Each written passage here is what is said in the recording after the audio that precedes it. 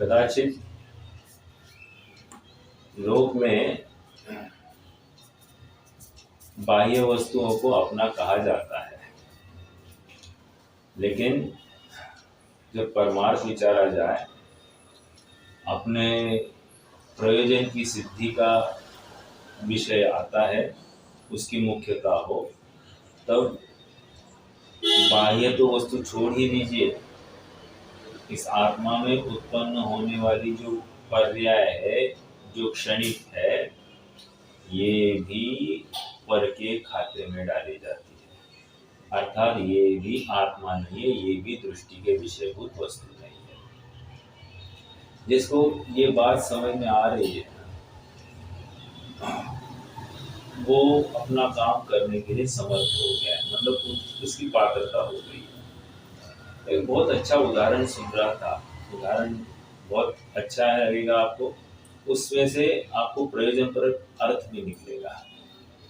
देखो, यहाँ पर समय सार में मात्र जो त्रिकाली ध्रुव है, दृष्टि के विषयभूत आत्मा, उसी को आत्मा कह रहे हैं। इसी आत्मा में उत्पन्न होने वाली जो राग द्वेष विकारी पर्याय है, उसको आत्मा नहीं कह रहे, उसको अजीव कह रहे हैं। ये मूलभूत लॉजिक है, पूरे समय सार में यही बात चल रही है। विचार कीजिए, एक छोटा बच्चा है, ठीक है, वो अपने हाथ के साथ खेल रहा है ऐसे, ठीक है, खेल रहा है, खेलते खेलते क्या करता है, एकदम से अपने हाथ से ही अपने गाल पर एक चाटा लगा देता है, ठीक है।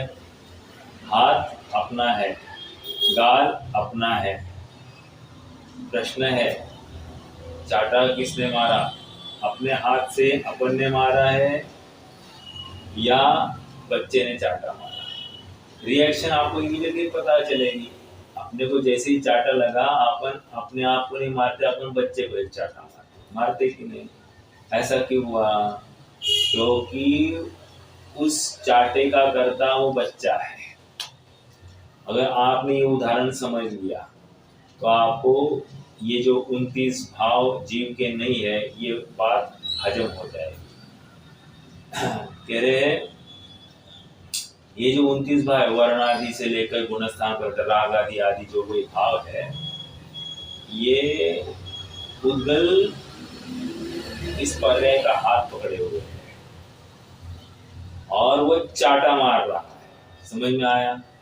तो चाटा मार रहा है, इस न्याय से वे उद्गल के हो गए, खत्म। चाटा मार रहा है मतलब इसकी संसार अवस्था है, इनके आधार पर। समझ में आया?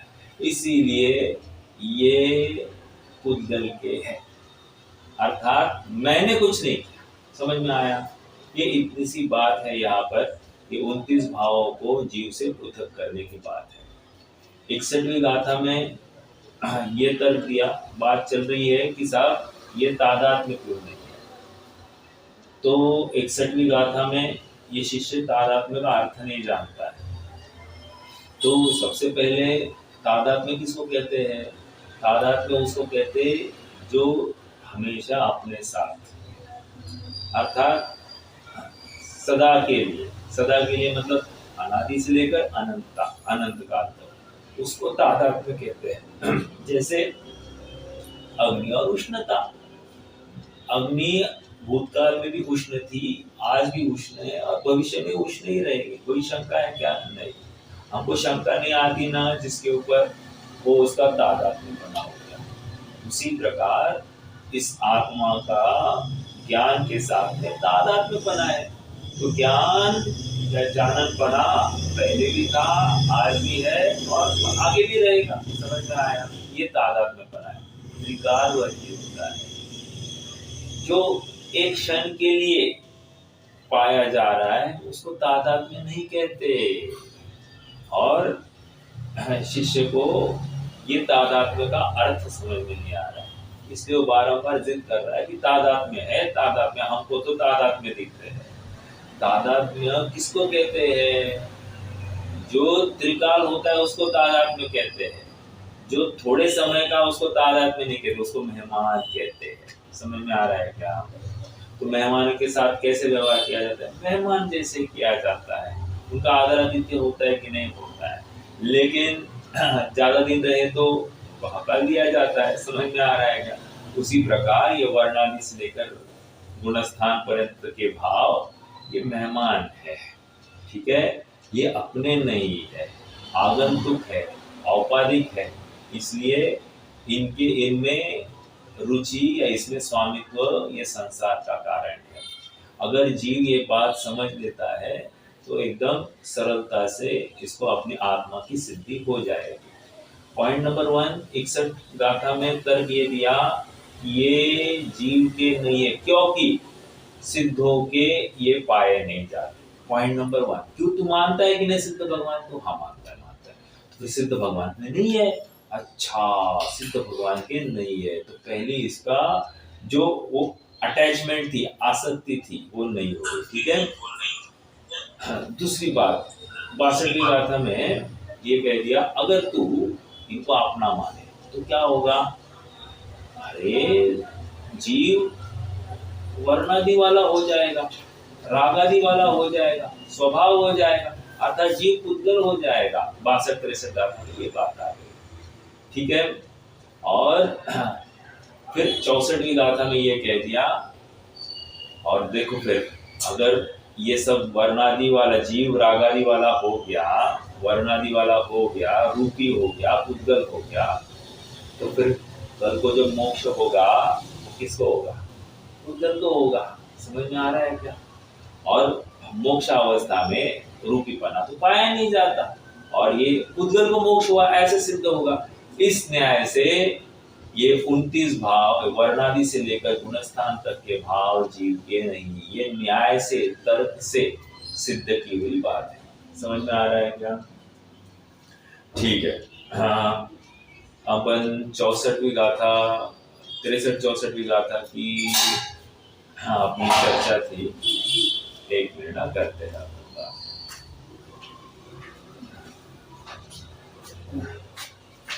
पत्र माझ्या घरी आहे. अजून सुदर्शन महाराज इथे आहे तुम्ही वाक्य कधी. Okay okay, thank you. हाँ, तो अपनी बात क्या चल रही थी? हाँ, तादात्म्यपना। तादात्म्यपना मतलब क्या?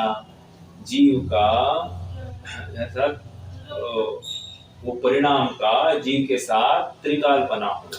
देखो एक थोड़ा सा और एग्जाम्पल दूं क्या? तो एक उदाहरण देखो, हम मान लीजिए किसी को बहुत दिन बाद मिले, ठीक है, और हम कह रहे तू बहुत बदल गया, तो बदल गया, तो क्या कह रहे हैं बदल गया? तो बदल गया मतलब पर्याय बदली है, लेकिन कुछ तो कायम रहने वाली वस्तु थी कि नहीं थी? हाँ थी। क्या थी वो? कह रहे हैं वो कायम रहने वाली वस्तु कुछ और थी। क्या थी ये नहीं समझ में आ रहा, लेकिन कुछ तो थी जो पहले भी थी, आज भी है। क्योंकि बदल गया हम कह रहे हैं, मतलब जो दिख रहा था वो आज नहीं दिखाई दे रहा, अर्थात बदल गया, ठीक है। लेकिन तू ही बदला है ये कहकर तू कौन है? वो तू जो है वो कायम रहने वाला है, वो तादात्म्यपना है। समझ में आया?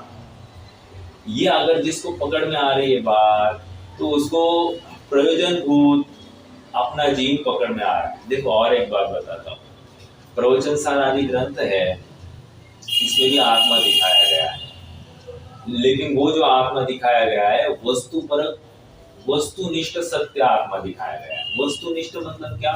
जैसी वस्तु स्वरूप है वैसा दिखाया वो आत्मा है, मतलब उत्पाद द्रव्य वाला आत्मा दिखाया, प्रमाणात्मक आत्मा दिखाया है। और ये समय सार जो ग्रंथ है इसमें भी आत्मा दिखाया है, लेकिन कौन सा? प्रयोजन परक सत्य आत्मा दिखाया गया है। प्रयोजन परक सत्य मतलब क्या? जिसके माध्यम से अपने प्रयोजन की सिद्धि हो। अपने प्रयोजन की सिद्धि हो मतलब क्या? अपने प्रयोजन की सिद्धि होना मतलब और कुछ नहीं, मुझे सुख की प्राप्ति हो, ठीक है। देखो और एक बात मैं बताता हूँ, जीव दिन भर ये वर्णादि रागादि भावों को अपना क्यों मानता होगा? प्रश्न है, सरल प्रश्न है ना। क्योंकि इनसे वो सुख की कल्पना करता है, ठीक है। इन वर्णादि भावों को करने से मैं सुखी होऊंगा, ये स्ट्रॉन्ग विश्वास है, तभी तो जाकर कर रहा है। जिसको विश्वास ही नहीं होता वो करता क्या? नहीं करता।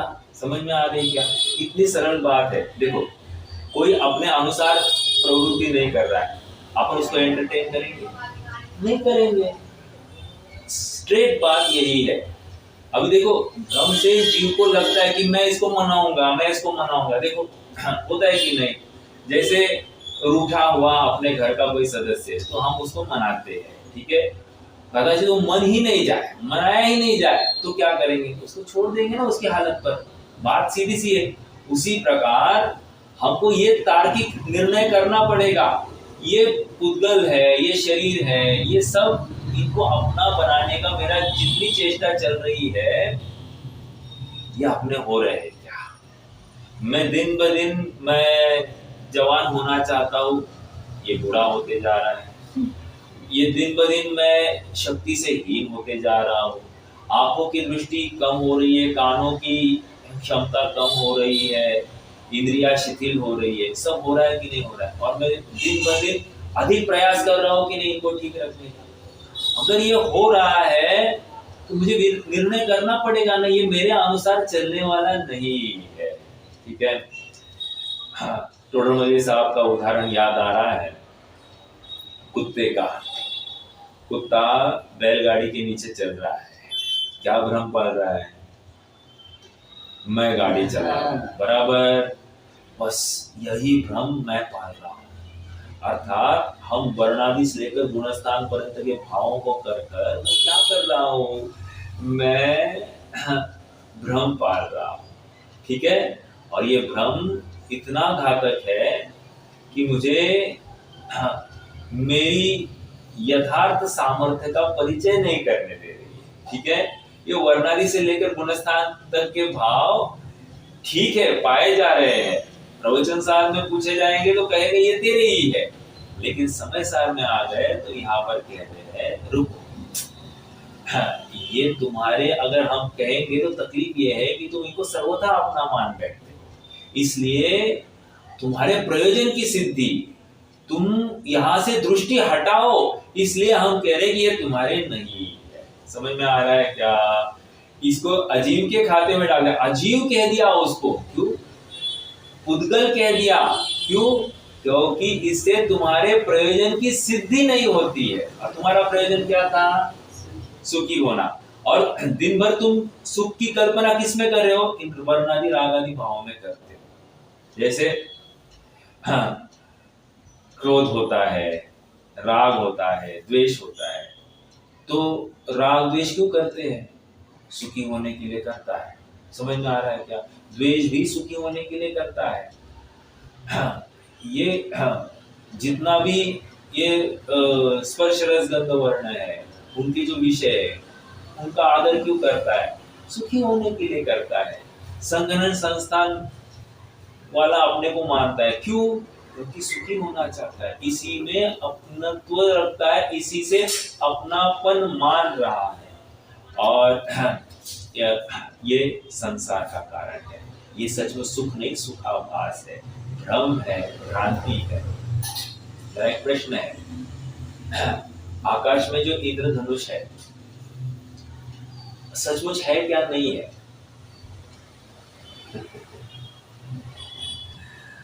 आकाश में जो इंद्रधनुष तैयार हुआ है वो है या नहीं है? नहीं है। फिर हम इंद्रधनुष है यही तो कह रहे हैं ना। वो बादल जब खाते हैं और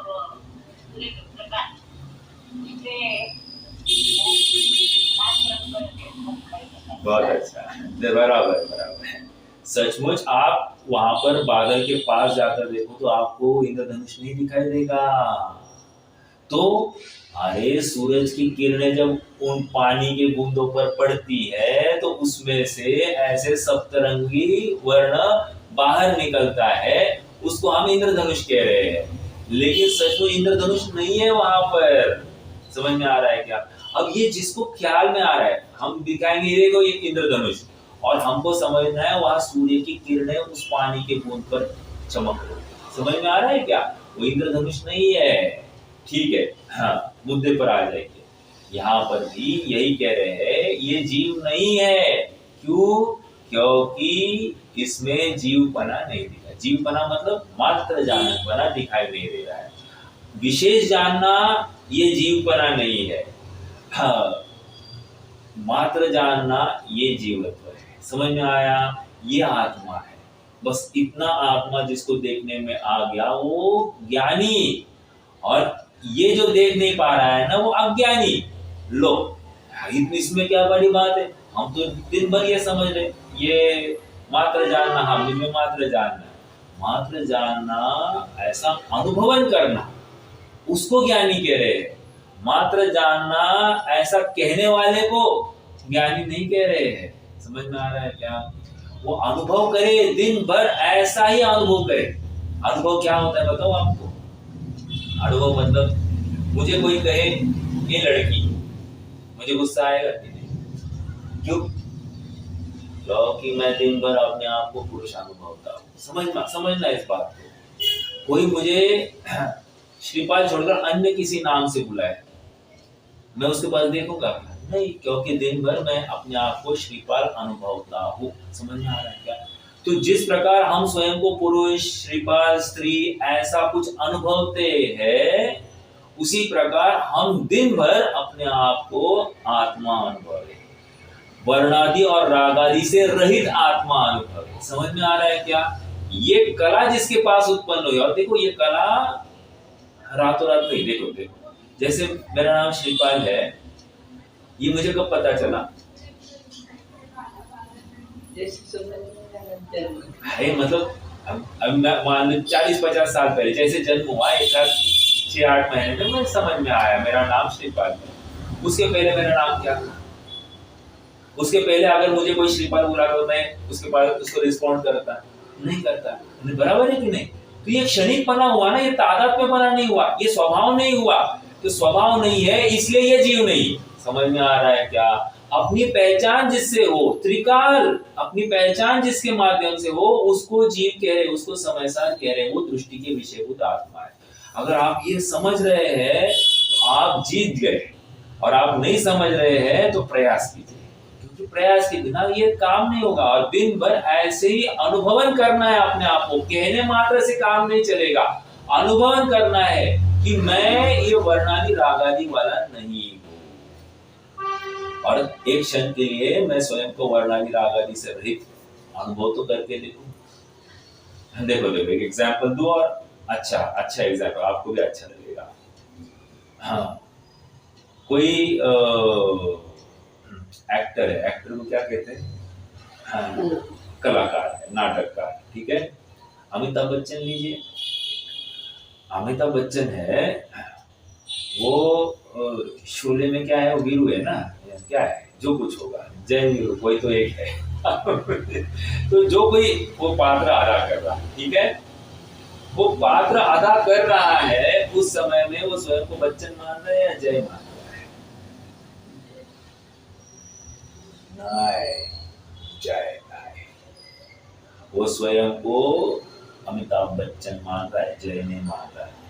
लेकिन वो एक्टिंग इस कदर की कर रहा है कि जैसे कि वो स्वयं वो जय है, वो उस पात्र में एक रूप हो गया है, तन्मय हो गया है, लेकिन मान्यता में बिल्कुल वो उससे जुड़ा नहीं है।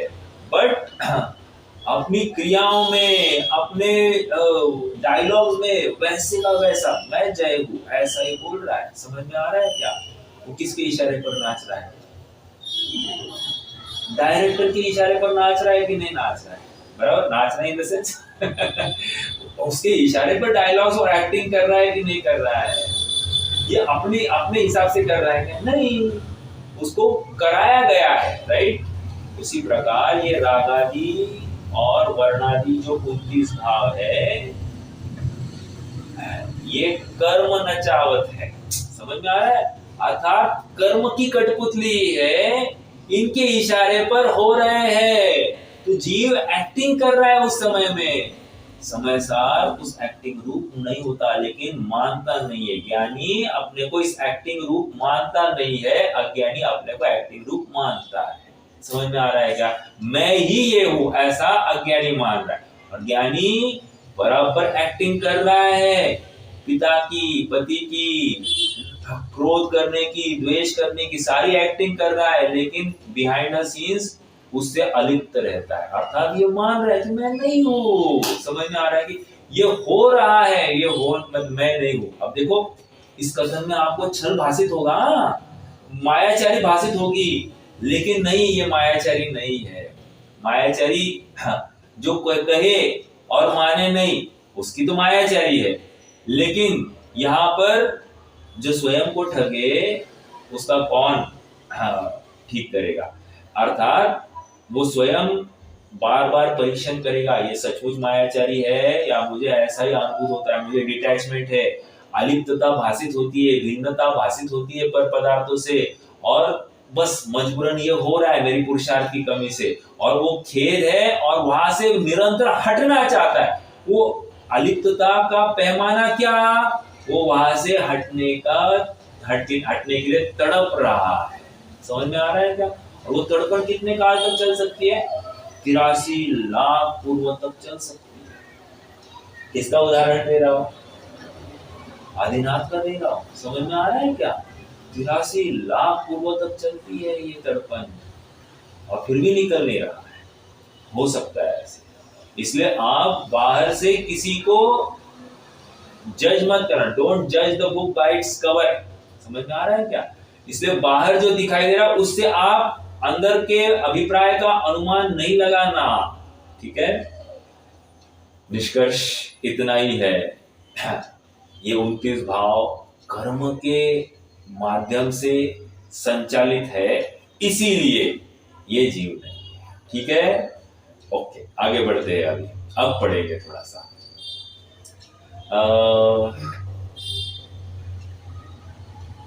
जैसे स्वामी का भाव पढ़ा था, राइट?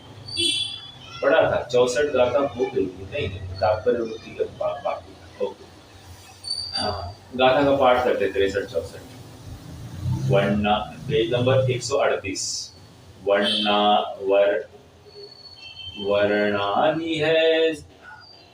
वर्णादि है संसारी जीव के। ये तो हिंदी अनुवाद है, कहा गया भाई? हाँ, मैं तो गाता चल बैठ नहीं रहा है मेरा, क्या हुआ? 137 पर आ जाइए। देखो, असंसारत्थाणं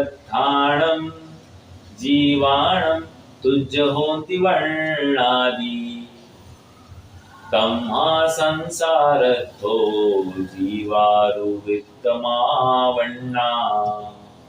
एवं पोगलदौवं जीवो तह लक्षणेन मूढमदि निव्वाणमुवगदो विय जीवत्तं पोगलोपत्तो।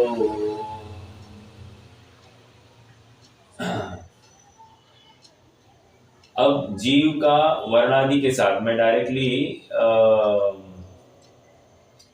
63-64वीं गाथा की हिंदी अपना जयसेन स्वामी की टीका पढ़ रहा हूँ, नीचे उसी पेज पर नीचे है। अब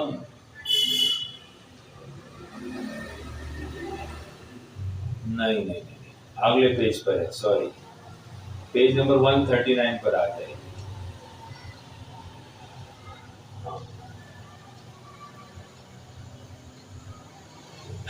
संसार अवस्था में स्थित, पेज नंबर 139 पर तात्पर्य वृत्ति हिंदी अपन पढ़ रहे हैं। संसार, लास्ट पैराग्राफ है। संसार अवस्था में स्थित जीवों के पुद्गल की तरह ही वर्णादि गुण है। समझ में आया? यदि ऐसा तेरे मत या अभिप्राय में से एकांत मान लिया जावे तो क्या दोष आएगा? तो कहते हैं कि संसार में स्थित जीव अमूर्त अनंत ज्ञानादि चतुष्टय लक्षण छोड़कर, मूल लक्षण क्या है? अमूर्तता, ज्ञानादि, चतुष्टय लक्षण छोड़कर। चतुष्टय कहकर क्या कह रहे हैं? द्रव्य क्षेत्र काल भावात्मक, अपने चतुष्टय को छोड़कर क्या हुआ? शुक्ल कृष्ण आदि लक्षण वाले मूर्तिक बने को प्राप्त होगा, एक। अमूर्त के अगेंस्ट क्या लिया, शुक्ल कृष्ण लक्षण वाला मूर्तिकपना, ओके, यह दोष प्राप्त होगा। अब बाकी उन्होंने कुछ लिया नहीं। हाँ, मूढ़मति जीव, तेरे अभिप्राय से पूर्वोक्त प्रकार से जीव के रूपीपना होने पर उद्गत द्रव्य ही जीव है, इससे भिन्न विशुद्ध चैतन्य चमत्कार वाला जीव कोई अन्य नहीं ठहरा, अर्थात दिखाई नहीं देगा। इतना ही नहीं कि संसार अवस्था में पुद्गल ही जीव बने को प्राप्त हुआ। सुनो आगे की बात, मात्र संसार अवस्था में जीव बने को, पुद्गल को जीव बना हुआ, ये तो हुआ ही हुआ। और आगे कह रहे हैं अपितु मोक्ष को प्राप्त होने पर भी पुद्गल ही जीव बने को प्राप्त हुआ, इससे अन्य। हाँ 140 पेज पर है। आवाज कट कट के आ रही है, एक मिनट। तो सारी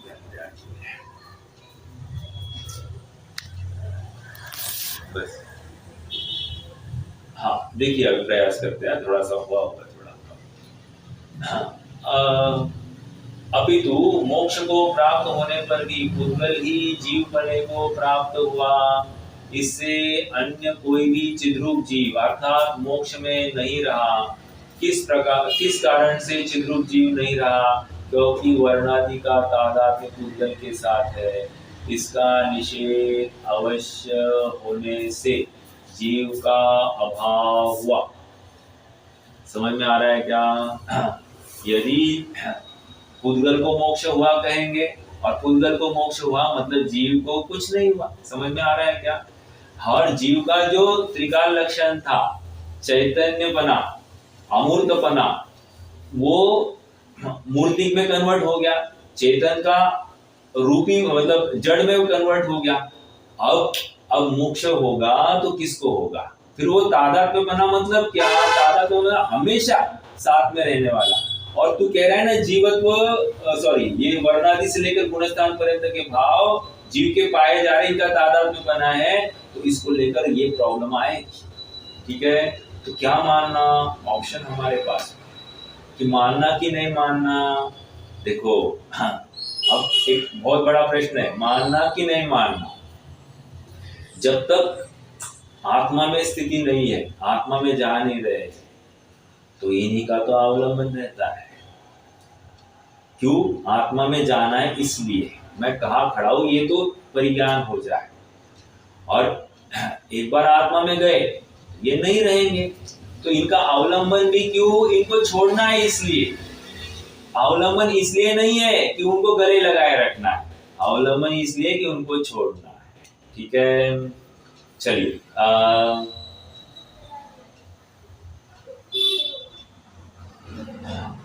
विशेष यह है कि, अब विशेष बात, संसार अवस्था में एकांत से जीव का वर्णादि के साथ तादात्म्य होने पर मोक्ष ही घटित नहीं होता। समझ में आया? अब कंक्लूजन कर रहे हैं। पहले तर्क दिया कि पुद्गल को मोक्ष होगा, तो जीव को क्या हुआ? जीव को कुछ नहीं हुआ। समझ में आया? तो अब ये कह रहे हैं अगर ये पुद्गल जीव का हो गया तो इसको मोक्ष घटित ही नहीं होगा। जीव को हम जो कह रहे हैं ना, जीव को मोक्ष, फिर संसारिणो मुक्ताश्च एक सूत्र है तत्वार सूत्र में, दूसरे अध्याय का 9 व 10वां सूत्र है।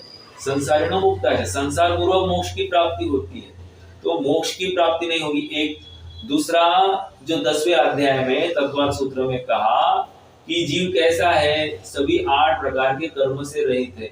वहां कर्म से रहित नहीं दिखाई दिया हमको, कर्म से युक्त दिखाई देगा। समझ में आया? Point number 2। इसीलिए हाँ, उसको मोक्ष की सिद्धि नहीं होती है, ये बात आ गई। ठीक है, क्या घटित नहीं होता है? क्यों घटित नहीं होता है? क्योंकि केवल ज्ञान आदि चतुष्टय की व्यक्ति रूप कार्य समयसार की मोक्ष संज्ञा है, और जीव को पुद्गलपना प्राप्त होने से संभव नहीं है, ऐसा भावार्थ है। इस प्रकार वर्णादि का जीव के साथ तादात्म्य मानने पर जीव के अभाव रूप दोष प्राप्त होता है। इस प्रकार 3 गाथाएं पूर्ण हो गई। समझ में आ रहा है क्या? 2 गाथाएं पूर्ण हुई, 3 गाथाएं के इन्होंने 62वीं गाथा को भी इसमें ले लिया, क्योंकि देखो फिर से, क्योंकि केवल ज्ञान आदि चतुष्टय की व्यक्ति रूप कार्य समयसार की मोक्ष संज्ञा है और जीव को उद्गलपना प्राप्त होने से संभव नहीं है। फिर केवल ज्ञान हुआ ये कैसे कहेंगे मोक्ष होने पर, ये नई न संज्ञा प्राप्त हो रही। इसलिए वर्णादि का जीव के साथ तादात्म्य मानने पर जीव के अभाव रूप दोष प्राप्त होता है। इस प्रकार 3 गाथाएं पूर्ण हुई। समझ में आ रहा है क्या? इन वर्णादि को जीव का नहीं माना जा सकता। ठीक है, हाँ, फिर से आप उस गाथा को याद कीजिए कि हाँ, तत्वों के अन्वेषण के काल में इन वर्णादि से लेकर गुणस्थान पर्यंत के सभी भावों का चिंतन होता है कि मैं यहाँ पर रुका तो नहीं हूँ, मैं यहाँ पर मैं अपना तो नहीं कर रहा हूँ, इसका एनालिसिस होता है। और आराधना के काल में इन सब का लोप हो जाता है। ठीक है, ऐसा ही है। तो जो अवलंबन है वो छोड़ने के लिए है। जैसे मान लीजिए कि हमको पैरों में कमजोरी है, ठीक है, तो हमको डॉक्टर ने सलाह दी कि आप वॉकर लेकर चलो। ठीक है, ये वॉकर लेकर चलने का बहुत आनंद है क्या किसी को? नहीं। कौन चलना चाहता है? नहीं चलना है, वो स्वयं से चलना चाहता है, राइट। वॉकर तो मजबूरी है। ठीक है, कि प्रत्येक समय में वॉकर छोड़कर चलने की भावना करता है कि नहीं करता है? करता है। उसी प्रकार ये वर्णादि से लेकर गुणस्थान पर्यंत के भावों का वॉकर के समान प्रयोग होगा, अवलंबन होता है, लेकिन उनको अपना मानने का भाव नहीं होता। उनका अवलंबन लेकर आत्मा ध्याया जाए, ऐसा उसको 3 काल में स्वीकार नहीं। ठीक है, अब इसी बात को आगे आने वाली 4 गाथाओं में और पुष्ट कर रहे हैं। ये वर्णादि से लेकर गुणस्थान पर्यंत 29 भावों का प्रकरण 18-19 गाथाओं में फैला है। 50 से लेकर 68वीं गाथा तक यही बात रखी गई है। समझ में आ रहा है कितनी घुटाई हो रही है? आप समझ में आ रहा है क्या? बारंबार उसी बात को कितना इम्पैक्टफुली कर रहा है, क्योंकि तकलीफ मालूम है क्या है? अरे अभी तक शरीर को ही अपना मानने से छोड़ नहीं रहा है। देखो ना, दिन भर उस शरीर के पीछे ही तो चलता है। थोड़ा सा कुछ कम ज्यादा हो गया तो ठीक नहीं है, आज मुझे कैसे हो रहा है, कैसे हो रहा है, बेचैन बेचैन बेचैन बेचैन बेचैन, कंटिन्यूअसली शरीर से प्रभावित है कि नहीं है। एक क्षण के लिए अपने आप को शरीर से अलिप्त भी नहीं कर पा रहा है। शरीर से वर्णादि रागादि भाव छोड़ दीजिए, शरीर से अलिप्त नहीं कर पा रहे। फिर कहने की बात इतनी है, बुद्धिपूर्वक प्रयास किया जाता है एक क्षण के लिए। देखो, पहले का एक जमाना था, वहां पर अपना परिचय शुद्धात्मा के रूप में कराया जाता था, और आज का एक जमाना है कि अपना परिचय शरीरधारी की अपेक्षा कराया जाता है। समझ में आ रहा है क्या? कितना बड़ा फर्क है। और ये संस्कार चलते रहते हैं, और किसी न किसी प्रकार से हमको इन संस्कारों को तोड़ना है। रीतियां रूढ़ियां तोड़ने के लिए होती है, रूढ़ियां फॉलो करने के लिए नहीं होती है। यदि हमको तत्व ज्ञान समझ में आया है तो रूढ़ी को गले लगाना नहीं है, वस्तु स्वरूप को गले लगाना है। अपना हित किस प्रकार से होगा ये विचार करना है। अपना अहित करने के योग्य कार्य क्यों करे? समझ में आ रहा है क्या? नहीं, सब करते इसलिए कर रहे हैं। अरे दिस इज रॉन्ग। फिर तुम्हारी स्वतंत्र सोच कहाँ हुई? तुमने जिनवानी पढ़कर क्या उपलब्धि की? कोई उपलब्धि नहीं। इसलिए बारंबार विचार करना है। देखो, कल श्रेयांश के स्वाध्याय में बहन है, बुजुर्ग है शायद, मुझे मालूम नहीं उनका उम्र, बट उनका कोई ऑपरेशन हो गया, तो वो थोड़ी सी आवाज़ भी उनकी डाउन थी। उनका एक वीडियो रिकॉर्डिंग, मतलब एक वॉइस रिकॉर्डिंग आया, और वो स्वाध्याय से चूक जाएगी ऐसा उनका भाव था, और वो निरंतर मतलब खेद व्यक्त कर रहे थे और कह रहे थे कि आप प्रवचन अपलोड करते रहना और मैं फिर फुर्सत से सुन लिया करूँ। तो मुझे इतना ही भाव आया कि जीव अपने आप में, ये अभी अपना प्रकरण चल रहा है, परिणाम कैसे बदल सकते हैं ये मैं इसका विरोध नहीं कर रहा हूँ, लेकिन तत्वज्ञान का फायदा क्या हुआ? हमने स्वाध्याय किया, इसका लाभ क्या? इसका लाभ ये है कि ऐसी रोग वाली अवस्था में, ऐसी कमजोरी की अवस्था में हम अपने आप को कमजोर नहीं देखेंगे, हम अपने आप को शक्तिवान, ऐसे एक सामर्थ्यवान चेतन जीव देखे। समझ में आए? जो इन पर्याय से अप्रभावित है, कभी इन पर्याय रूप हुआ ही नहीं, ऐसा अपने को अनुभव है। देखो, वेद विज्ञान का अवसर है, उनका पुरुषार्थ कम है ज्यादा है, मैं ये सिद्ध नहीं करना चाहता, मैं ये सिद्ध करना चाहता हूँ कि ऐसी अवस्था हमारी भी होगी कभी, तो उस समय में हम क्या विचार करेंगे। मुझे तो ये बात रखनी है, क्योंकि हम और कैसा विचार करें इसका ये तो हमारा ठेका नहीं है ना, और वो विचार करेगा या नहीं करेगा ये तो टोटली उसके पुरुषार्थ के अधीन है। लेकिन हम अगर ऐसी अवस्था में होंगे तो हम क्या करेंगे, इसका विचार हमको करना है। समझ में आ रहा है क्या? अर्थात अपनी चैतन्य शक्ति, ये समय सार एक अमोघ औषधि है। इस औषधि को पीने के बाद में कमजोरी भाषित ही नहीं होती, लेकिन औषधि पीने का एक विशिष्ट तरीका है। अरे कट रहा है तो अब मैं क्या करूं? एक मिनट, मैं कुछ नहीं कर सकता, मेरे पास में यहाँ पर रखूंगा। आ रही है क्या? ठीक है, रखो, फिर भी रखो। ओके। अब आपको खराब आएगी और उनको अच्छी आएगी, देखते हैं अब क्या हो रहा है। देखो, बात इतनी है, चलो समझना है इस पूरे प्रोसेस में होने योग्य। देखो, समय सार की दृष्टिकोण है, समय सार कैसे अपने को अपना माइंड कन्वर्जन कर रहा है। ठीक है, आज तक का हैमरिंग क्या था और अभी समय सार हमारे ऊपर कैसा हैमरिंग कर रहा है, ये दोनों बातें कहाँ पता चला? चौथी गाथा याद है? चौथी गाथा की टीका में क्या कहा?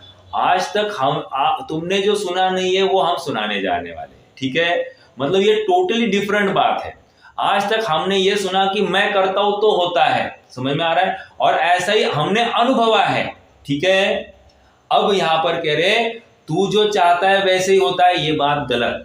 ठीक है, ये सब होने योग्य ही हो रहा है, तू तो मात्र एक कलाकार है।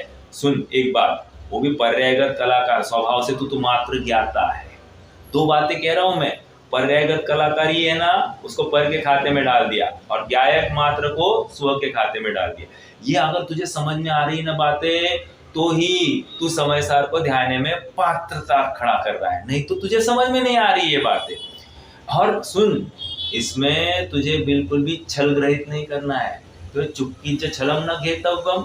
फिर से दूसरा भी तर्क दिया था 5वीं गाथा में कि हम बताएंगे, तुम छल ग्रहण मत करना, अर्थात तुम सर्वथा स्वच्छंद मत हो जाना। मैं किसी का करता नहीं, राग द्वेष मेरे नहीं है, मैंने किसी का अच्छा बुरा किया नहीं, किसी को सुखी दुखी किया नहीं, ऐसा नहीं है। किसी अपेक्षा किसी को प्रयोजनवान है, ये भूलना नहीं। हाँ, परमार्थ से वस्तु को ध्याते समय में ये कुछ नहीं है, ये बात चल रही है। और जब वस्तु को ध्याना है तो वस्तु का निर्णय करते समय में भी ये कुछ नहीं है, ऐसा हमको निर्णय करना पड़ेगा। जैसे मैं बोल रहा हूं, समय साथ कह रहा है रॉन्ग, तू बोल ही नहीं सकता, तो ये भाषा वर्गना का परिणमन है। तो तूने क्या किया, हम आगे बताएंगे 100वीं गाथा में, अभी नहीं बताएंगे। अभी तो इतना ही सुन, अभी तो मैंने बोला नहीं है, इतनी सी बात है। समय सार बोलता है तू बोल ही नहीं सकता। वर्णादि से लेकर गुणस्थान पर्यंत ये इसमें से ये भावों में सब पुद्गल के खाते में है, और शब्द किसका है? शब्द पुद्गल का है। तो इसका मतलब ये मेरी बात नहीं है। आप पकड़ रहे मेरी बात को? देखो, मैं कह रहा हूं कि ये मेरी बात नहीं, और आप पकड़ रहे हैं क्या, ये भी पूछ रहा हूं। कहने की बात इतनी है कि ये बोलने का भाव भी हो रहा है। और एक बात बताता हूं, कभी कभी ऐसा होता है क्या, हम बोलना कुछ चाहते हैं और बोल कुछ और जाते हैं। होता है क्या? ऐसा हो जाता है। ये कैसे हुआ? इसका मतलब इसका सूत्रधार कोई और होना चाहिए, तेरे सोचने से नहीं हुआ है। ठीक है, पॉइंट नंबर 2। देखो ना, हम दिन भर इस शरीर को ठीक रखने के पीछे हम कितना समय घलाते कि नहीं, और होता तो कुछ और ही है। इसका मतलब सूत्रधार कोई और है। समझ में आ रहा है?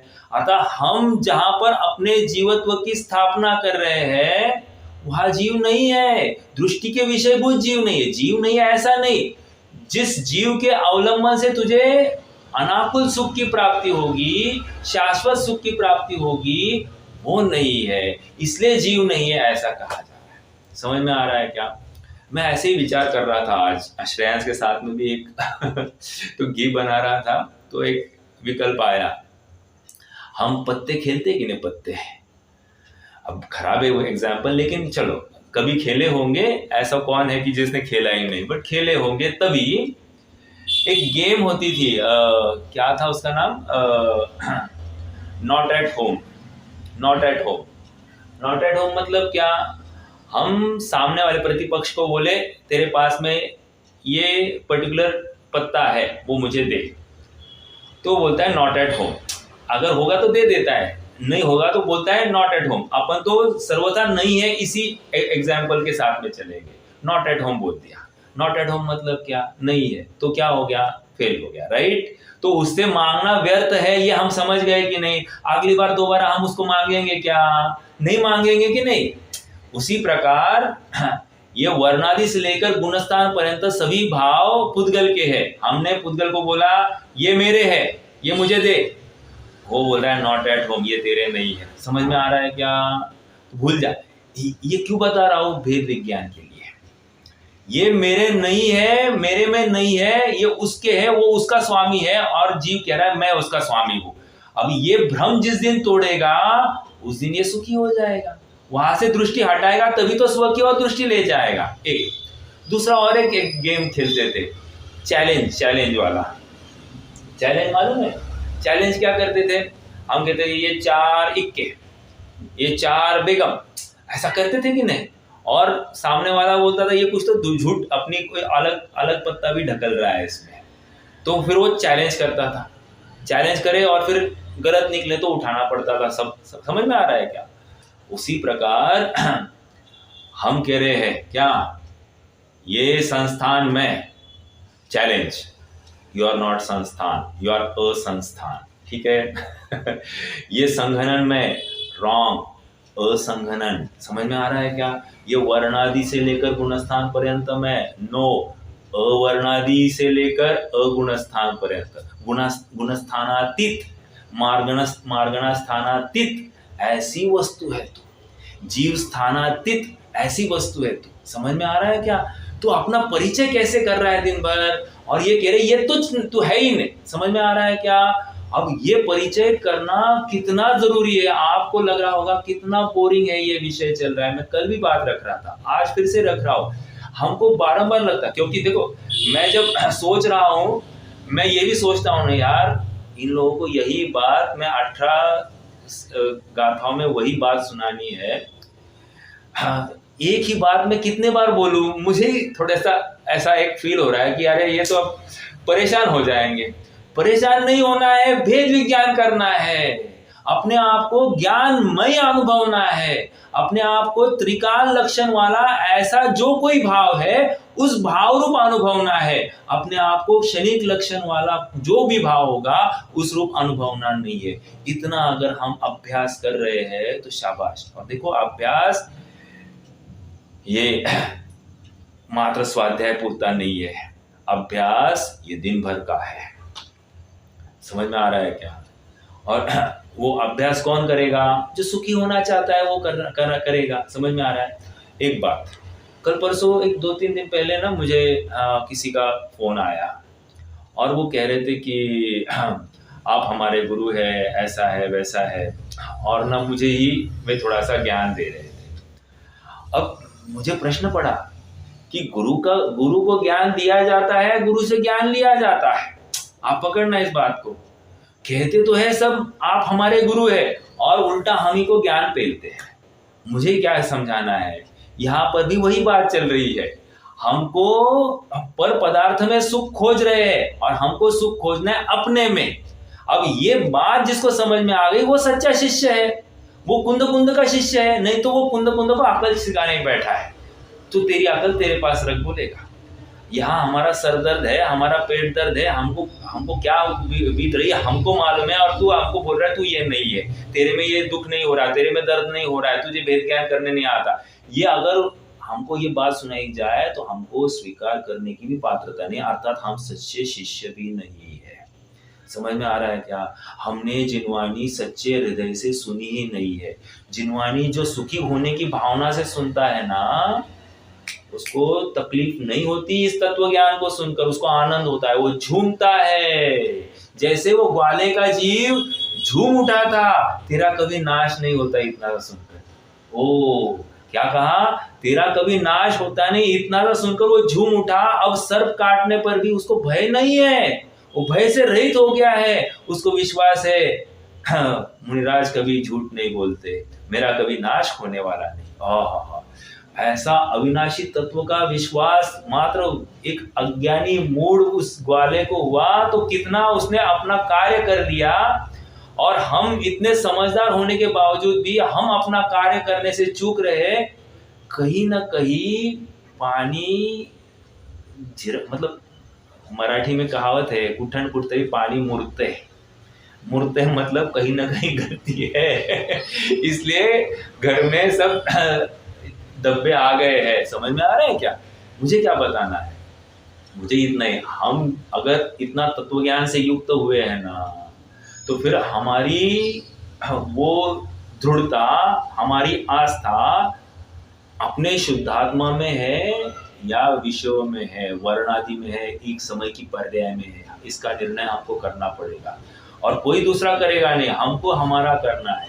बहुत अभ्यास करने की बात नहीं है, बहुत स्वाध्याय करने की बात नहीं, लेकिन जो स्वाध्याय किया है वो अच्छे से चिंतन मनन घोलन में लिया जाए, अपना कार्य हो जाएगा। ठीक है, देखो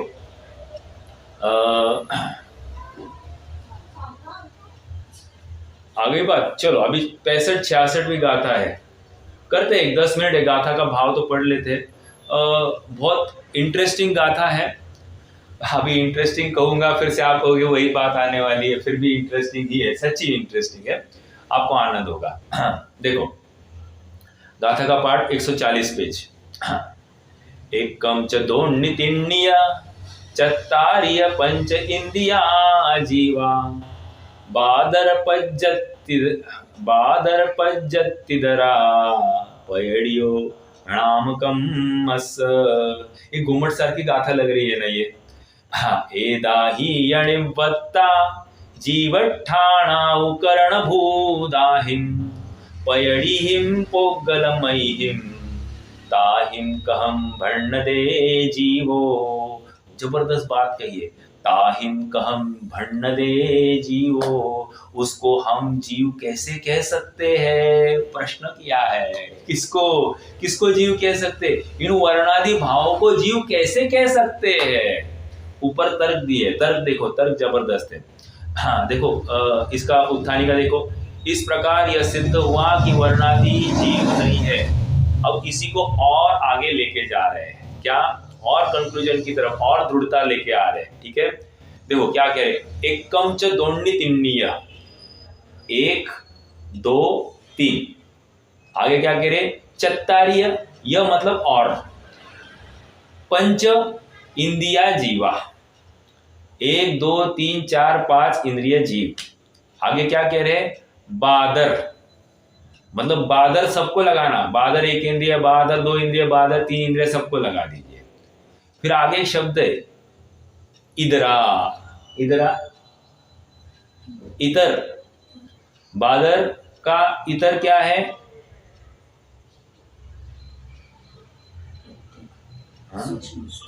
सूक्ष्म, राइट? एक मिनट, राइट, सूक्ष्म, कुछ तो गड़बड़ है, ठीक है। बादर, सॉरी, पज्जत इधर, आई एम वेरी सॉरी, मैं वही कह रहा हूं, कुछ तो गड़बड़ है। बादर पज्जत इधरा, हाँ बोलिए। पूरा आएगा क्या? नहीं नहीं नहीं नहीं, पर्याप्त का इतर चाहिए था। आई एम सॉरी, मैं गलत था, मैं बादर का इधर पूछा। हाँ हाँ, अपर्याप्त। तो इसमें दो बातें लगानी पड़ेगी। एक इंद्रिय के लिए बादर और सूक्ष्म भी लग जाएगा आगे चलकर, और पर्याप्त और अपर्याप्त ऐसे सबके लिए लगाना पड़ेगा। ठीक है, ये जीव समाज की बात चल रही है। तो एक इंद्रिय, दो इंद्रिय, तीन इंद्रिय, चार इंद्रिय, पांच इंद्रिय, बादर जीव और पर्याप्तक जीव, ये सब ले लिए। बादर, पर्याप्तक, एक इंद्रिय, दो इंद्रिय, तीन इंद्रिय। फिर वो बादर, अपर्याप्तक, एक इंद्रिय, दो इंद्रिय, तीन इंद्रिय, ये लगा दीजिए। समझ में आया? तो ये इस प्रकार जीव कह रहे, ये क्या है? पयडियो नाम कम्मस्य। पयडियो मतलब प्रकृति है, किसकी? नाम कर्म की। ठीक है, और एक बात कहना रह गया था। हाँ, पज्जत इधरा, पर्याप्तक का इतर, अपर्याप्तक। तो इतर का अर्थ क्या हुआ? इतर का अर्थ क्या हुआ? एक जनरल इतर का अर्थ क्या? इतर का, हाँ, अपोजिट अपोजिट अपोजिट। इतर का अर्थ अपर्याप्तक नहीं ले, यहां अपर्याप्तक किया है, इतर का अर्थ अपर्याप्तक नहीं होना। हम बस यहां पर्याप्तक का इतर, ये अपर्याप्तक, इतना ही कहना है। ठीक है, तो ये क्या है? ये सब नाम कर्म की प्रकृतियां है। ठीक है, इसमें तू है क्या? तेरा क्या है इसमें? एक दो इंद्रिय। हाँ देखो, दिन भर फिर मैं कैसा अपने आप को अनुभव करता हूं। अपन एक इंद्रिय, दो इंद्रिय, तीन इंद्रिय, चार इंद्रिय, पांच, चार इंद्रिय छोड़ दीजिए, पांच इंद्रिय तो है ना। तो पांच, अपन दिन भर अपने आप को पांच इंद्रिय मानते हैं कि नहीं? संगी मानते हैं कि नहीं मानते? तो ये मानना गलत है, कहना अलग बात है, मानना गलत है। समझ में आ रहा है क्या? क्यों? क्योंकि मैं, ये नाम कर्म का परिचय है, नाम कर्म के माध्यम से मेरा परिचय दिया जा रहा है। समझ में आ रहा है? वो कवरिंग है, कवरिंग। वो कवरिंग के अंदर कौन बैठा है? उसमें वो जीव बैठा है। वो जीव कभी नाम कर्म रूप हुआ ही नहीं है, और ये दिन भर अपने आप को नाम कर्म वाला मान रहा है। समझ में आ रहा है? एक बात। दूसरा, अगली गाथा में, एदाही अणिवत्ता जीवठाणा कर्ण भूदाहिम।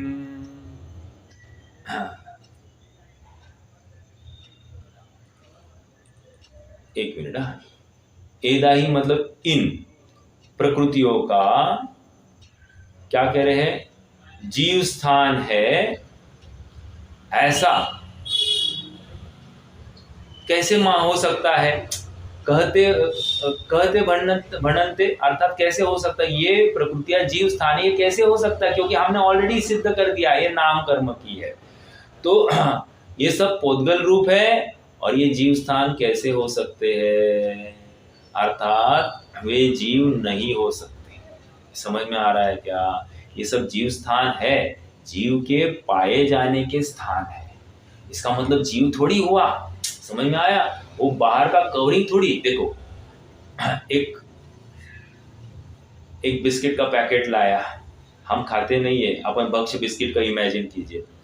तो भक्ष्य बिस्किट का पैकेट हमने लाया है, वो पैकेट बिस्किट है या पैकेट के अंदर कोई चीज बिस्किट है? अंदर की चीज बिस्किट है, बराबर है कि नहीं? केला लाया, केला वो छिलका केला है या छिलके के अंदर जो दल है वो केला है? अंदर वो केला है, लेकिन कहा किसको जाता है? उस छिलके को केला, छिलके सहित वस्तु को केला कहा जाता है। और हम छिलके का दाम भी देकर लाते हैं, लेकिन छिलके को फेंक देते हैं और मात्र दल को ग्रहण करते हैं कि नहीं करते हैं? उसी प्रकार ये बाह्य जितना भी परिकर है, बाह्य जितना भी कवरिंग है, इसको जीव कहा जाता है, क्योंकि यहीं पर जीव पाया जाएगा।